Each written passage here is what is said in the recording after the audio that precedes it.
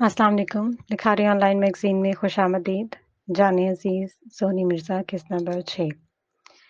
Novel शुरू करने से पहले हमारे चैनल को सब्सक्राइब कर लीजिएगा और बेल आइकन को क्लिक कर लीजिएगा ताकि आपको सारी वीडियोज़ की नोटिफ़िकेशंस मिलती रहें। तो चलिए जी स्टार्ट करते हैं। मीरम को आर्याल के हमरा घर में दाखिल होते देख सहल और ज़मीर उठ खड़े हुए। वो सवालिया अंदाज़ से अपने भाई को देख रहे थे। आज से ये तुम दोनों की भाभी है, इसमें बदतमीज़ी से बात करने का सोचना भी मत। समझ गए तुम दोनों? अपने बहन-भाइयों को एक ज़ोरदार धचका लगाकर वो मुतमईन हुए पूछ रहा था। क्या? भाभी? भाई आप ऐसे कैसे शादी कर सकते हैं? और अगर करनी ही थी, तो हमें तो इनवाइट कर लेते। कितना शौक था हमें आपकी शादी देखने का। ज़मीर आज पहली बार झुंझलाते हुए अपने भाई के रूबरू खड़ा था। कुछ रिश्ते अचानक बन जाते हैं और मेरा और मीरम का रिश्ता भी इन्हीं रिश्तों में से एक है। उसने पुरसुकून होते हुए कहा। लेकिन भाई अगर यही गुस्ताखी मैं या ज़मीर करते, तो आप हम दोनों की चमड़ी उधेड़ देते। इस बार सहल सामने आई। एग्ज़ैक्टली। मैंने तुम में से कोई भी ऐसी जुर्रत करने का सोचा भी मत। उसने खबरदार किया तो दोनों टिकटिकी बांध गए। यानी क्या रूल सिर्फ इन दोनों के लिए थे? मीरम बेचारी तो बुत बने खड़ी थी। ऐसे मालूम होता था जैसे वो कुछ सुन ही ना रही हो। आर्याल अपनी बहन भाइयों की उजड़ी मूरत देखता हुआ पुष्ट पर खड़ा बीवी की कलाई थामकर खामोशी से अपने कमरे की तरफ बढ़ा तो बुआ ने रास्ता काटा। बेटा, तुम्हें क्या लगता है तुम कुछ भी करोगे तो तुम्हें कोई पूछेगा भी नहीं? इस घर में तुमने मुझे एक माँ की तरह दर्जा दिया है, तो बताना पसंद करोगे कि यूँ अचानक शादी क्यों करनी पड़ी? बुआ, आप जानती हैं कि घर का फ़र्द होने और घर के फ़र्द जैसा होने में बहुत फ़र्क होता है। और वैसे भी कोई भी शख्स मुझसे सवालात करे ये तो मुझे बिल्कुल भी पसंद नहीं है, फिर चाहे मुकाबिल कोई भी क्यों ना हो। आई होप कि दोबारा आप मुझसे इस किस्म का सवाल नहीं करेंगी, क्योंकि मैं किसी के सामने जवाबदेह नहीं हूँ। वो आंखों में आंखें डाले खुर्राया तो बुआ इसका गुस्सीला चेहरा देखती रह गई। फिर वो अपनी बीवी को लिए बस नज़रों से ओझल होता दिखाई दिया। मैंने तो तुम लोगों को पहले ही बता दिया था कि दाल में कुछ ना कुछ काला तो ज़रूर है, लेकिन तुम लोगों को मेरी बात एक मज़ाक लगती थी। अब देख लिया? तमीज़ डार्लिंग के सामने कुर्सी पर बैठा तंज़ कर रहा था जो इस पर शिद्दत से बस रोए जा रही थी। तुम अपना मुँह सिर्फ़ बंद नहीं कर सकते क्या? नैना भड़क गई। मैं तो बंद कर लूँगा लेकिन अब तुम लोग मान ही लो कि तमीज़ की भी कभी कोई खबर झूठी नहीं होती। हाँ, मान लिया हमने, बट प्लीज़ अब अपने लबों पर टेप लगा लो। वैसे बात तो सोचने वाली है गाइस, अगर टाइगर को वाक़ई प्यार हो गया है, तो हमारी टीम का क्या बनेगा? सोचो तो सही ज़रा, ये प्यार में इंसान कितना नरम-दिल हो जाता है। अगर टाइगर भी एक नॉर्मल इंसान की तरह रहम-दिल हो गया तो? उसने अपना खदशा ज़ाहिर किया तो सब सोचों में डूबे दिखाई दिए। लेकिन मुझे नहीं लगता है कि टाइगर कभी बदलेगा। तुम देख लेना, जब उसे गुस्सा आएगा तो अपनी बीवी को भी नहीं छोड़ेगा। नैना बोली। गलत कह रही हो, इंसान प्यार में पागल हो जाता है। अगर टाइगर को मीरम से मोहब्बत है तो वो उसे कभी भी कोई तकलीफ नहीं देगा। बेटा, या तो तुम टाइगर को जानते नहीं या फिर तुमने मोहब्बत को कुछ ज्यादा ही अपने सर पर सवार कर लिया है। नैना, तुम्हें नहीं लगता कि तुम कुछ ज्यादा बोलने लगी हो? खान ने बारी ली। और तो ही नहीं लगता कि तुम्हें सिर्फ अपने हाथ-पाँव को चलाने पर ध्यान नहीं देना चाहिए, ज़बान पर नहीं? इसने भी खरी-खुरी सुनाई तो वो लब भेंच गया। गाइस, तुम लोग अगले बंदे के ज़ख्मों पर मरहम लगाने की बजाय उसके सामने उल्टी-सीधी बातें करके उल्टा नमक डालते रहो। अगर तुम लोग जैसी टीम हो, तो इंसान को दुश्मनों की ज़रूरत ही नहीं है। डार्लिंग गुस्से से कहती हुई टेबल पर पड़ा गुलदान फर्श पर गिराए बड़े-बड़े कदम पटक कर चली गई। सब अपनी बातों पर शर्मिंदा हो गए थे। मैंने कहा था तुझसे, कहा था कि भाई को प्यार हो गया है, लेकिन तुझे मेरी बात पर यकीन ही नहीं था। अब देख लिया? सहल सोफे पर बैठी अपना सर पकड़े कह रही थी। मैं तो कभी भी नहीं सोच सकता था कि भाई शादी करेंगे और वो भी इस तरह। So cheap. जमील ने बुरा सा मुंह बनाया। ये चीप का लफ्ज भाई के सामने इस्तेमाल करना। सामान खींच लेंगे तेरी। तो अपना 10 किलो का मुंह उठा और निकल जाए यहाँ से। मेरा पहले ही दिमाग बड़ा खराब है। बस सर फिरा हुआ। ये बात तो वैसे सही कही है तूने। तेरा दिमाग वाक़ई ख़राब है। बल्कि मैं तो कहूँगी कि तेरे अंदर दिमाग है ही नहीं। तुम और यही, मैं खुद ही चला जाता हूँ। कुशन को ज़ोर से सोफ़े पर वापस फेंकता हुआ वो निकल गया। उसने मुँह चिढ़ाया। हाय! अगर मेरी प्यारी दोस्त रोमी को भाई की शादी का पता चलेगा, तो बेचारी तो रो-रो कर हलकान हो जाएगी। उफ़! खुद से बातें करती वो एक बार फिर अपना सर पकड़ गई। मीरम को बेड पर बिठाकर वो अपने लॉकर से कुछ कागज़ात निकालता हुआ उसके सामने फेंक गया। उसकी हरकत पर उसने चौंक कर ऊपर देखा। तुम्हारे पास सिर्फ आज की रात का वक्त है। ये जितनी भी फाइल्स मैंने तुम्हारे सामने फेंकी हैं, इनमें से मेरे तमाम क्राइम्स का डेटा मौजूद है। खुद अपने हाथों से तुम्हें अपने खिलाफ प्रूफ दे रहा हूँ। इन्हें अच्छी तरह पढ़ कर चाहो तो किसी भी पुलिस इंस्पेक्टर के पास जाकर मेरे खिलाफ रिपोर्ट दर्ज करवा सकती हो। तुम्हें चांस दे रहा हूँ मीरा। ये तमाम सबूतों को उठाओ और मुझे जेल भिजवा दो। अपने सीने पर बाजू बांधे वो पूरी तसल्ली से कह रहा था। इसका चेहरा गवाही देता दिखाई दिया कि वो बिल्कुल बेखौफ है। जबरदस्ती मेरे शौहर बनने के बाद आप मुझसे कह रहे हैं कि मैं अपने ही शौहर को सलाखों में डाल दूं? वो खड़ी होकर मुकाबिल हूँ। तो इसका मतलब तुम ऐसा नहीं करोगी? सच कहूँ, मैं सही को सही और गलत को गलत कहने वाली लड़की हूँ। आपने मुझे जितने भी सबूत दिए हैं, इन सब की बिना पर मेरा दिल तो चाहता है कि आपको वाकई में जेल भिजवा दूं। लेकिन इंतहाई अफसोस से कहना पड़ रहा है कि एक अनचाहे और जबरदस्ती के सर पर थोपे गए नाम नेहाद कातिल शोहर को सजा दिलवाकर मैं दुनिया की नजरों में गिरना नहीं चाहती। इसके जवाब पर वो मुस्कुरा दिया। एक बात बताओ तुम्हें, तुम चाहो तो अपना शौक पूरा कर सकती हो, लेकिन चाहे ये तमाम सबूत तुम पुलिस के सामने जाकर क्यों ना रख दो, लेकिन फिर भी टाइगर को किसी का बाप भी नहीं अंदर करवा सकता। मैं करवा सकती हूँ। उसने गर्दन उठाई। बेवकूफ लड़की। इसीलिए तो चांस दे रहा हूँ कि उठाओ इन सब फाइल्स को और जाकर शौक पूरा करो। मैं नहीं चाहता कि तुम्हारे दिल में कोई अरमान बाकी रहे। ये पाकिस्तान नहीं है मिस्टर आर्या, जहाँ पुलिस पैसे लेकर मुंह बंद कर लेती है। ये जर्मनी है। उसने याद दहानी करवाई तो वो हंस गया। जर्मनी को तुमसे बेहतर जानता हूँ। हाँ, यहाँ पुलिस रिश्वत नहीं देती, मगर तुम मुझे सलाखों में धकेलने की नाकाम कोशिश करके देख लो। और सच कहूँ तो मुझे बहुत ही सुकून मिलेगा, अगर तुम कम से कम एक बार कोशिश करोगी तो। मीरम इसके जवाब पर यकटुक देखने लगी। वो इतना मुतमईन और बेखौफ कैसे था? अब तो नाजुक कुंजी इसके हाथों में थोपकर वो कैसे इतने वसूख से कह रहा था? ये बात उसे कुछ हजम नहीं हुई। उसने चंद कदम इसकी तरफ बढ़ाए और बिल्कुल इसके करीब खड़े होकर चेहरे पर जरा सा झुककर मुखातिब हुआ। सिर्फ आज रात का टाइम है तुम्हारे पास मीरम, क्योंकि कल रात तुम्हें ना चाहते हुए भी मेरे वजूद को अपने शौहर के रूप में बर्दाश्त करना ही पड़ेगा। और अगर तुमने जरा सी भी बेरुखी दिखाई तो याद रखना कि मैं एक बहुत ही बेरहम इंसान हूँ। इसके लफ्जों पर मीरम का दिल कलेजा चीरकर बाहर आने को था। यानी आज़ादी सिर्फ आज रात की थी और फिर हमेशा के लिए इसके वजूद में कैद होना। अपनी सुनाए वो कमरे से निकलकर न जाने जहां कहाँ चला गया था। मीरम फिर से अश्क छलका गई। नाश्ते की टेबल पर सभी मौजूद थे। नहीं, अगर कोई था तो वो मीरम थी। आर्याल ने कुछ पल खामोशी से बैठे उसका इंतजार किया, मगर फिर जब वो ना आई तो खुद ही उठकर कमरे में चला आया। सहल और जमील शायद अपनी नाराजगी जाहिर कर रहे थे, इसलिए बिना कुछ बोले ही खामोशी से खाना खाते रहे। वो बेड की टो से टेक लगाए सीने पर हाथ बांधे किसी गहरी सोच में गुम थी जब उसने अंदर कदम रखा। मीरम, उसके गरज कर पुकारने पर वो अपने ख्यालों की दुनिया से एकदम बाहर निकली। जी, मैं कब से नाश्ते की मेज पर तुम्हारा वेट कर रहा हूँ। मुझे इंतजार करना पसंद नहीं है। मेरा मन नहीं है। आप न कर ले नाश्ता। मेरा मन नहीं कर रहा, आप कर ले नाश्ता। उसने बेरुखी दिखाई तो वो बेड पर सामने रखी फाइल्स पर एक नजर मारता हुआ फिर से उसका चेहरा घूरने लगा। सोच लो, मैं किसी की मिन्नतें करने या मनाने का हुनर नहीं जानता। अगर अब मेरे कहने पर खाना नहीं खाओगी तो अगले 2 दिन तक तुम भूखी रहोगी। उसने अपने खतरे का अलार्म बजाया तो वो चौंक कर सामने खड़ी हो गई। कभी-कभी मुझे लगता है मैं बहुत गुनहगार थी और मुझे अज़ाब देने के लिए आपको भेजा गया। उसके तीखे लफ्ज़ों पर वो अपनी नाक फुला गया। ये बताओ कि अब नाश्ता करोगी या नहीं? इसकी बात को नज़रअंदाज करके वो फिर से अपना सवाल दोहरा गया। नहीं। मीरम दो टोक बोली तो अपनी ये मुंठियाँ बंद करता हुआ वो कमरे से बाहर निकल गया। बुआ, बुआ! आर्या ज़ोर-ज़ोर से आवाज़ें कसता हुआ किचन की तरफ बढ़ा तो वो झट सामने आई। जी बेटा, अगले 2 दिन तक आप मीरम को खाना नहीं देंगी और ध्यान रहे कि वो बाहर से भी कुछ ऑर्डर नहीं कर सकती। अगर आने वाले 2 रोज़ तक उसके हलक से एक नवाला भी नीचे उतरा तो मुझसे बुरा कोई नहीं होगा। वो अपने लफ्ज़ों से बुआ समेत पुश्त पर बैठे नाश्ता करते हुए अपने बहन-भाइयों तक को शशतर कर गया था। उसने अपना हुक्मनामा सुनाया और चला गया। उसने अपने दफ्तर में कदम रखा तो नैना एक तरफ बैठी रोती दिखाई दी। टीम के बाकी सभी अफराद उसके गिर्द उसे तसल्लियाँ देने में पेश-पेश थे। क्या हो रहा है? ऑफ़िस में किसी मैयत का ऑफ़िस को किसी मैयत का घर समझ लिया है क्या? वो नमूदार होते हुए गुर्राया तो सब फटाफट अलर्ट होकर खड़े हो गए। रोने की वजह क्या थी नैना? उसने सीधा पॉइंट पकड़ा, लहज़ा तपिश से भरपूर।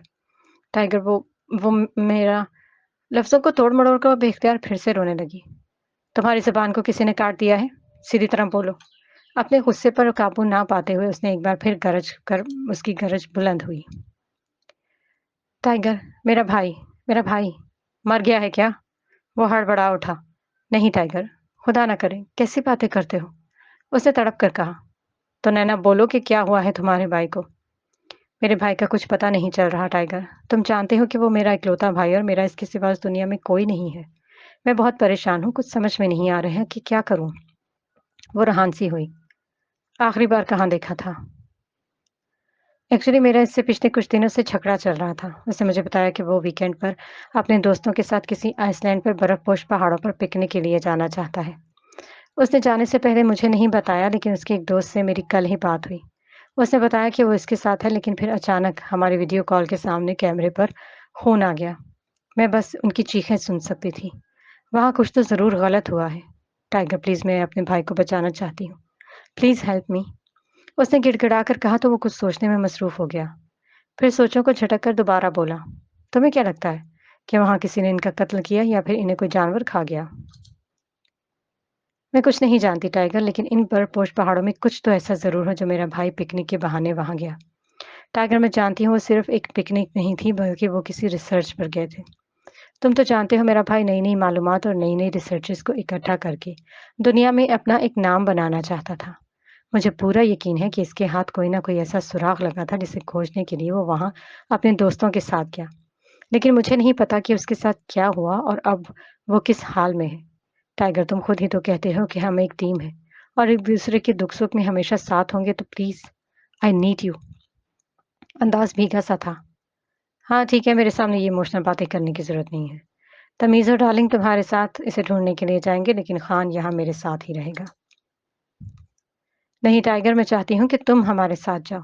देखो हमें नहीं पता कि वहां पर क्या है। वहां ऐसी कौन सी खतरनाक मखलूक है जिसने इन पर हमला किया। प्लीज प्लीज तुम हमारे साथ चलो हमें बहुत हौसला मिलेगा। क्या हो गया है तुम्हें नैना? मेरे बगैर तुम लोग कुछ तो करना सीखो। टाइगर ये कोई आम मिशन नहीं है। इसके बहुत से दोस्त शायद जख्मी हुए हैं या शायद मर चुके हैं। अगर तुम हमारे साथ चलोगे तो मुझे अच्छा लगेगा। यू नो व्हाट, मैं कोई भी काम किसी को अच्छा लगने या बुरा लगने के लिए नहीं करता। यस आई नो, पर हम सिर्फ एक टीम नहीं बल्कि एक फैमिली है और फैमिली के लिए इंसान क्या कुछ नहीं करता। हाँ टाइगर, नैना बिल्कुल ठीक कह रही है। मैं इसकी बात से मुत्तफिक हूँ कि तुम्हें भी हमारे साथ चलना चाहिए। खान बोला।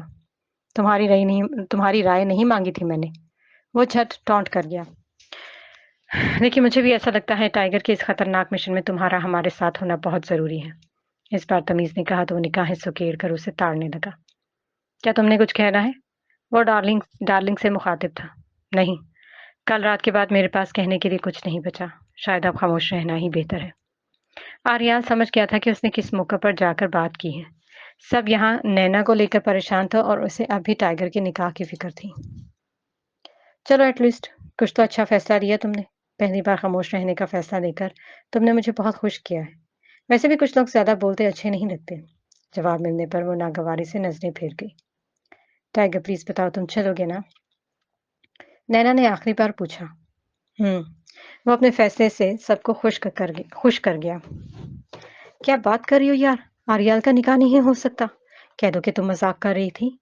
रमेशा कैफेटेरिया में बेंच पर सहल के सामने बैठे रो देने के करीब थी। मजाक नहीं कर रही यार। काश ये वाकई मजाक होता। वो अफसुर्दगी से बोली तो उसने फूट फूट कर रोना शुरू कर दिया। देखो प्लीज चुप हो जाओ। सब देख रहे हैं। उसने इसके हाथ पर हाथ रखकर तसल्ली देना चाही। Shut up. तुम तो बहुत खुश होगी ना कि वो चुड़ैल मीरम तुम्हारी भाभी बन गई। रोमी भड़क उठी। कैसी बातें कर रही हो यार? मीरम मुझे तुमसे ज्यादा अजीज नहीं। झूठी हो तुम। झूठ बोल रही हो। बहुत खुश हो तुम। बिल्कुल खुश नहीं हूँ, बल्कि मुझे बहुत गुस्सा आ रहा है इस पर। वो तो कहती थी कि किसी और को पसंद करती है, फिर भाई से शादी कैसे कर ली? उसने मुंह मरोड़ा। तुम्हें यकीन था इसकी बातों पर? मैं तो शुरू से ही जानती थी तुम्हारे भाई पर ही डोरे डाल रही है, मनहूस कहीं की। अच्छा बस ना, अब चुप हो जाओ। फिर से हमदर्दी जताते हुए वोटकर से सीने से लगा गई। बुआ, मेरे कमरे में खाना लगा दे प्लीज, बहुत भूख लगी है। शाम के वक्त किचन में कदम रखते हुए मीरम ने खाना पका बर्तन साफ करती हुए बुआ से मुखातिब थी। माफ़ करना मीरम बेटी, मगर आर्याल बेटे ने मना किया है कि तुम्हें खाना नहीं देना। क्या? वो हैरानगी से पूरी आँखें फैला गई। हाँ, हद होती है वैसे ज़ुल्म की भी। वो खुद से हम कलाम हुई। ठीक है, मैं बाहर से ही कुछ ऑर्डर कर लेती हूँ। कोई फ़ायदा नहीं है, क्योंकि बाहर का खाना आर्याल बेटे की इजाज़त के बगैर घर में दाख़िल होता ही नहीं। तो क्या मतलब कि मैं अब भूखी रहूँगी? उसने चीख कर पूछा। हाँ, आर्याल ने उसकी पुश से आर्याल की पुश से उभरने वाली गंभीर आवाज़ पर उसने फ़ौरन रुख मोड़ा। जान से मारना चाहते हैं तो वैसे ही मार दें, भूखा मारने की क्या ज़रूरत है? वो अब इसके मुकाबिल होकर फंकारी। तुमने खुद ही कहा था कि सुबह के खाना नहीं खाओगी, तो मैंने सोचा कि शौक अच्छे से पूरा हो। आप वो ना जाने उँगली दिखाते हुए मज़ीद क्या बोलना चाहती थी, मगर आर्याल उसे पछाड़कर कमरे की तरफ बढ़ गया। मीरा भी पीछे ही चली आई और उसके बाजू में हाथ डाला, तो वो उसकी तरफ घूम गया। कितनी ही देर वो अपने बाजू में उसका हाथ देखता रहा, जब मीरम ने उसकी ये हैरानगी और निगाहों में अजीब-सी चमक महसूस की, तो झट अपना हाथ पीछे कर गई। उसके चेहरे पर बस एक हल्की-सी मुस्कुराहट उभरी थी। मुझे भूख लगी है। ये इल्तिजा थी या मासूमियत? वो समझ नहीं पा रहा था। खाना खा सकती हो, मगर याद रखना कि नेक्स्ट टाइम खाना ना खाने का ऑप्शन तुम्हारे पास नहीं होगा। क्योंकि अगर तुमने दोबारा गलती से भी खाना खाने से इनकार किया, तो मैं तुम पर यकीन नहीं करूँगा और तुम्हें अगले 4 दिन तक भूखा रहना होगा। अब फैसला तुम्हारा है। क्या कोई ज़बरदस्ती है? वो एकदम बुलंद आवाज़ में बोली। मत भूलो मीरा कि अब तुम मेरी बीवी हो और तुम्हें मेरी हर बात माननी होगी। ना मानने की सूरत में तुम्हें सज़ा मिलेगी। And trust me, Aryal Shah Aryal Pasha की सज़ा तुम बर्दाश्त नहीं कर पाओगी। एक बात तो बताएँ मुझे। हुँ। वो अपने सीने पर बाजू बाँधकर बड़ी दिलचस्पी से उसे घूरने लगा। आप मुझसे मोहब्बत करते हैं? ये बेवकूफ़ाना सवाल तुमने पहले भी पूछा था, लेकिन मेरा जवाब अब भी वही है, नहीं। उसने आखिरी लफ्ज़ पर ज़ोर दिया। तो फिर शादी क्यों की? मेरी मर्ज़ी। वो धड़ल्ले से बोलकर अपने बाजू सीधे करता हुआ बालकनी की तरफ मुड़ा। मीरम तेज़ी से भागकर फिर से इसके रूबरू हो गई। मुझे जानना है। और अगर मैं ना बताऊँ तो? उसने ललकारा, तो वो इसके संजीदा चेहरे को देखकर अपने हलक में कड़वाहट का घूँट उतार गई। प्लीज़। मीरब जानती थी कि रोब से काम नहीं बनेगा, इसलिए दरख्वास्त करनी मुनासिब समझा। वैसे भी उसकी शख्सियत शायद ऐसी नहीं थी कि वो किसी का भेजा रोब बर्दाश्त करे। तुम्हारा आँखों में आँखें डालकर बात करना मुझे पसंद आ गया था, वरना कभी किसी की इतनी हिम्मत नहीं हुई कि वो आर्याल पाशा से निगाहें मिलाकर बात कर सके। उसने खामोशी साधी और दाँत पीस लिए। तुम क्या चाहती हो कि मुझे तुमसे मोहब्बत हो जाए? उसके अचानक अपना सवाल छाड़ने पर वो चौंक गई। मीरम शायद इतनी जल्दी उसके सवाल के लिए तैयार नहीं था। नहीं, मैं क्यों ऐसा चाहूँगी? मासूम मछली झिझक गई थी। हाँ, तुम्हारे चाहने से वैसे भी कुछ नहीं होता, बल्कि दुआ करना मीरम कि मुझे तुमसे कभी मोहब्बत ना हो, क्योंकि गलती से अगर ऐसा हो भी गया, देन ट्रस्ट मी, तुम मेरी पनाहों से आज़ादी के लिए तरस जाओगी। उसने अपने फैसले का पहाड़ तोड़ा तो एकटक देखती रह गई। आर्याल फिर कब उसकी नज़रों के सामने से ओझल होकर बालकनी में गया, वो नहीं जानती थी। ज़मीर, मेरे भाई, तो कितना प्यारा है ना? वो मोबाइल में मगन लॉन में पड़ी कुर्सी पर बैठा था, जब सहल आज पहली बार उसकी तारीफ करती उसके सामने खड़ी थी। मक्खन ना लगा। अब बता के क्या काम है? बचपन से अपनी बहन को जानता था, फिर भला इसके इरादे कैसे ना भांपता। देख, प्लीज मेरी इंग्लिश टीचर से आर्याल भाई बन के बात कर ले। उसने पास बैठकर मिन्नत वाले लहजे में कहा। क्या? तेरा दिमाग ठीक है? वो मोबाइल की स्क्रीन से नजरें उठाकर चौंक कर उसे देखने लगा। हाँ, वो एक्चुअली उन्होंने सरप्राइज़ टेस्ट लिया और मुझे आता कुछ नहीं था। मैंने 2-3 क्लासेस भी बंक की थी। वो मुझे कह ही रहे थे कि तुमने फेल हो जाना है। अभी थोड़ी देर बाद ही उन्होंने भाई को फ़ोन लगाना है और फिर सब कुछ बता देना है। ज़िमनी ने तेवरी चढ़ाई। देख, इससे पहले कि तू मुझे ना बोले, मैं तुझे बता देती हूँ, अगले 1 महीने तक मैं तेरे सारे काम करूँगी। तुझे जो काम दिए जाएँगे वो भी मैं करूँगी। तो जितनी बार पानी माँगेगा मैं दूँगी। तो जितनी बार फ़ैन ऑन ऑफ करने का बोलेगा मैं सब करूँगी। पर प्लीज़ एक बार आर्याल भाई बनकर बात कर ले। प्लीज़। इसकी मस्कीनों जैसी शक्ल देखकर उसने सहल के हाथ से मोबाइल लिया और उसके उस्ताद को कॉल ठोक दी। हेलो, अस्सलाम वालेकुम। हाँ जी, मैं आर्याल बात कर रहा हूँ, सहल का भाई। बात करते साथ ही वो इसका चेहरा देखकर इशारा समझने की कोशिश कर रहा था। मैं माफ़ी चाहता हूँ इस बार के लिए, अगली बार ऐसा नहीं करेगी मेरी बहन। हाँ, बोल दो कि लड़की थोड़ी-सी चंचल है वग़ैरह। उसने सरगोशी की। हाँ, थोड़ी-सी चंचल है, अगली बार थोड़ा-सा टाइट रखेंगे। जी, जी, नहीं, अगली बार अच्छा देगी। Okay, bye. उसने जैसे ही कट करके पहलू में बैठी बहन को देखा, तो वो खुशी से मुस्कुरा रही थी। Thank you. तो कितना अच्छा है। हाँ, अब ज़्यादा मस्के ना लगा। वैसे तुझे भी मेरा एक काम करना होगा। बोल। सहर को अपनी फ्रेंड डिक्लेयर करवा के घर में लेकर आना है और उसकी थोड़ी बहुत भाई से हेलो हाय करवानी है ताकि भाई को वो पसंद आए और हम फिर ज़रा शादी की बात चलाएँ। तुझे अच्छे से पता है कि भाई किसी लड़की से बात नहीं करते और ये बात तुझे भी पता है कि भाई ने मीरम से ना सिर्फ बात की बल्कि उससे शादी भी कर ली है। ज़मीर यार, मीरम में वो इंटरेस्टेड थे, वरना उन्होंने तो मेरी दोस्त को भी छाड़ कर रख दिया। यार तू ट्राई तो कर। देख, जो काम कहे थे तूने कि महीने तक करेगी, वो बेशक ना करना। बस शहर की मुलाकात करवा दे किसी तरह भाई से। हाँ, चल ठीक है, करती हूँ कोशिश। चल जा, अब बात कर रहा हूँ शहर से, डिस्टर्ब ना कर। दफ़ा रह। बेसुरा मुँह बनाकर वो चली गई। बालकनी में पड़े सोफे पर लैपटॉप पर बैठकर काम करने के बाद आर्याल जैसे ही कमरे में वापस आया दाखिल हुआ, तो मीरम सामने बेड पर पालती मारे बैठी खाना खाती दिखाई दी। अपने शौहर पर नज़र पड़ते ही वो चबाते हुए नवाले को वहीं रोक गई। रुक क्यों गई? खाओ खाना। लैपटॉप को मेज़ पर रखते हुए उसने संजीदगी से कहा, तो वो फिर से चबाना शुरू हुई। ड्रेसिंग रूम में तुम्हारे लिए एक रेड कलर की साड़ी रखी है, खाना खाकर उसे पहन लेना और अच्छी सी तैयार होकर मेरे सामने आना। एंड नेक्स्ट टाइम तुम खाना खाने से मना नहीं करोगी, वरना मैं बातों को बार-बार रिपीट नहीं कर सकता। मीरम को शायद उसकी दूसरी बात तो सुनी ही नहीं थी क्योंकि वो तो बस सुर्ख साड़ी पर ही अटक गई। रेड साड़ी क्यों? उसने तजस्सुस से पूछा। क्योंकि तुम्हें एक ब्राइडल की तरह तैयार होने का मौका नहीं मिला, इसलिए मैं चाहता हूँ कि तुम रेड कलर की साड़ी पहनकर मेरे सामने आओ। आर्या, वो मैं आपसे कुछ कहना चाहती हूँ। खाना बीच में छोड़कर वो फटाफट उसके सामने होते हुए घबराकर बोली। बोलो। मैं साड़ी नहीं पहनूंगी और ना ही मैं आपके लिए तैयार होंगी। मेरा मैं धमकियां नहीं देता, बल्कि जो कहता हूँ वो डेफिनेटली करता हूँ। इसलिए बहस नहीं करूंगा और साफ लफ्जों में कहूंगा कि या तो शराफत से खुद पहन लो, वरना मैं पहनाऊंगा। उसने तंबीह की तो वो आंखें फाड़े देखने लगी। गो। वो इंतहाई नरमी से चेंजिंग रूम की तरफ इशारा कर गया। देखिए, आपने मुझसे जबरदस्ती शादी की है, मुझे इस सब के लिए कुछ वक्त चाहिए। उसने भी कदरे शाइस्तगी से कहा। तो मुझे जानती नहीं हो लेकिन अब जानना शुरू कर दो। मैं आर्याल पाशा कभी भी टाइम बर्बाद नहीं करता। जो काम कल को होना है वो अभी होना चाहिए। पर आप तो मुझसे मोहब्बत भी नहीं करते, फिर ये सब क्यों?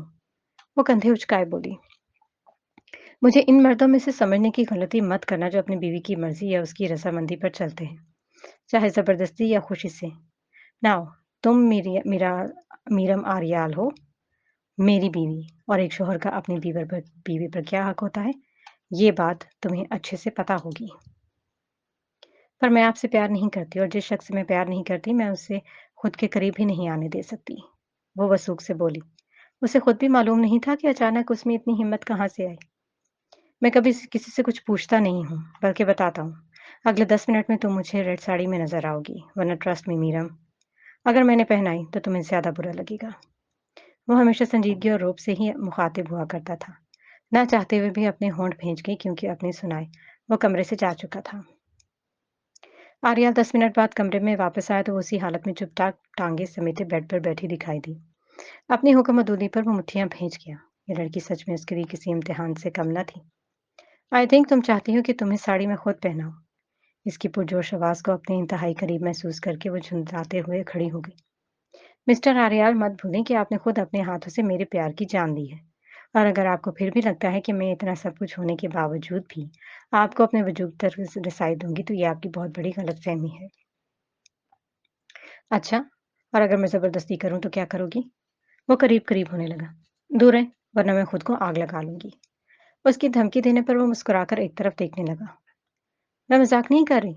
उसने यकीन दहानी करवाना चाही और अगले ही पल अपने पीछे जुड़े दराज में से लाइटर निकालकर सामने किया। अगर एक कदम भी मज़ीद मेरी तरफ बढ़ाया तो मैं जला लूँगी खुद को, मगर मेरी मर्ज़ी के खिलाफ आप मुझे हाथ भी नहीं लगा सकते। अब हाथ में पकड़े लाइटर में आग रोशन कर दी गई थी। और रियली, तो किस चीज़ का इंतज़ार है? लगाओ खुद को आग, जला दो अपने वजूद को। इनफैक्ट कहो तो मैं तुम्हारी मदद कर देता हूँ। उसने कदम फिर से आगे बढ़ाए। दुनिया उसे टाइगर कहती थी। वो भला कैसे किसी की धमकी से डर सकता था? पर मीरम अब मुँह खोले उसे घूर रही थी। क्या हुआ? रुक क्यों गई? अरे जलाओ ना खुद को। लेकिन मुझे लगता है ये काम तुमसे नहीं होगा। चलो मैं तुम्हारी मदद कर देता हूँ। 1 मिनट। उसे पूरी तरह हैरत में डालकर वो कमरे से बाहर गया और जब ही 2 मिनट में वापस आया तो हाथ में कोई बोतल थी। बोतल का ढक्कन खोलकर उसने पूरी की पूरी मीरम पर छिड़क दी। अपने वजूद से फूटने वाली इस स्मेल से वो अंदाज़ा लगा गई थी कि ये पेट्रोल है। उसके हाथ से लाइटर खींचकर अब वो दोबारा खुद उसे चला गया था। मरने का बहुत शौक है ना? खुद को जलाना चाहती थी। अब मैं तुम्हारी ये ख्वाहिश भी पूरी ना कर सकूँ तो क्या फ़ायदा? टाइगर अगर रहम कर दे तो उसे टाइगर कौन कहेगा? हुँ? कुछ फासले पर खड़ा निगाहें उसके खौफ से उजड़े चेहरे पर डाले वो चबाकर बोला, तो मीरम के पाँव से ज़मीन निकल गई। कम से कम तो वो ऐसा नहीं कुछ सोच सकती थी। उसकी धमकी से वो ज़रा खौफज़दा नहीं हुआ। वो उसकी तरफ बढ़ने लगा और मीरम आँखों में आंसू लिए नफ़ी में सर हिलाते हुए पीछे की तरफ खिसकने लगी। नहीं, नहीं आर्या प्लीज़ इसे दूर रखिए, मुझसे दूर रखिए। जला देने का खौफ वजूद में लिए वो कँपकँपाने लगी पर उसके कदम तो अभी भी जारी थे। मीरम दीवार से जा लगी। आर्या का जलता लाइटर अब सिर्फ़ थोड़े से फ़ासले पर था। नहीं प्लीज़ इसे दूर दूर की करें। वो मुसलसल गिड़गिड़ा रही थी। पहले प्रॉमिस करो कि जैसा मैं कहूँगा वो चुपचाप करोगी, वरना ट्रस्ट मी मीरम, तुम्हारी सोच से भी ज़्यादा बेरहम हूँ मैं। उसने कतरे संजीदगी से कहा। हाँ, हाँ, हाँ, जो जो जैसा कहेंगे मैं करूँगी। प्रॉमिस? हाँ, प्रॉमिस। उसे मज़ीद लरज़ कर कहा तो आर्या ने लाइटर बंद करके पुश से गिराकर दूर फेंक दिया। गुड गर्ल, अब जाओ जाकर अच्छे से फ्रेश होकर खुशबू लगाओ एंड हाँ, तुम्हारे गोरे वजूद को इसी रेड साड़ी में देखना चाहता हूँ, ओके? वो करीब आकर इसका गाल थपथपाते नरमी से बोला। अगेन, मैं रिपीट नहीं करता, अपनी सुनाए वो फिर से बाहर निकल गया। मीरम ने हथेलियों से अश्क साफ करते ही बाथरूम की तरफ दौड़ लगा दी।